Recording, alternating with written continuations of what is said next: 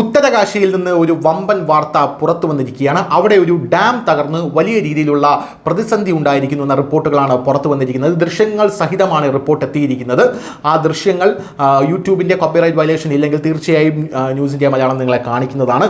എന്തായാലും ഉത്തരകാശി ജില്ലയിലെ ബാറ്റ്കോട്ട് ജില്ലയിലെ സിലായ് ബെൻഡിൽ ഉണ്ടായ മേഘവിസ്ഫോടനം ജല ബോംബിംഗ് സാഹചര്യത്തിന് കാരണമായി എന്നാണ് റിപ്പോർട്ട് സൂചിപ്പിക്കുന്നത്.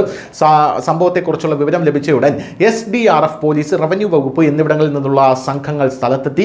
നിർമ്മാണത്തിലിരിക്കുന്ന ഒരു ഹോട്ടലിൽ ഈ ദുരന്തമുണ്ടായതിനെ തുടർന്ന് ഏകദേശം 8-9 തൊഴിലാളികളെ കാണാതായതായും അവരെ കണ്ടെത്താൻ തിരച്ചിൽ ആരംഭിച്ചതായിട്ടും ഈ റിപ്പോർട്ടുകൾ സൂചിപ്പിക്കുന്നുണ്ട്.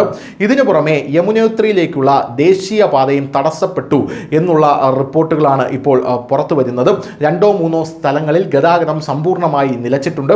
ഈ വിവരം ബാറ്റ്കോട്ട് ദേശീയപാത അതോറിറ്റി അറിയിച്ചു. ഇതിനു പുറമെ കുറ്റ്നോറിൽ ഒരു അണക്കെട്ട് പൊട്ടിയതിനെ തുടർന്ന് കനത്ത മഴ അവിടെ പെയ്യുകയാണ്. പ്രദേശവാസികളുടെ കൃഷിഭൂമിക്ക് കേടുപാടുകൾ സംഭവിച്ചു. എന്നിരുന്നാലും ഇതുവരെ ഏതെങ്കിലും മരണമോ കന്നുകാലികളുടെ നാശനഷ്ടമോ സംഭവിച്ചിട്ടില്ല എന്നാണ് റിപ്പോർട്ടുകളെല്ലാം സൂചിപ്പിക്കുന്നത്. ഈ മേഘവിസ്ഫോടനം കാരണമാണ് ഈ അണക്കെട്ട് തകർന്നത് എന്ന റിപ്പോർട്ടുകൾ പുറത്തു വരുന്നു. ഉത്തരകാശി ജില്ലയിലെ ബത്കോട്ട് യമുനോത്രി ഹൈവേയിൽ മണ്ണിടിച്ചിലാണ് ആദ്യം ഉണ്ടായത്.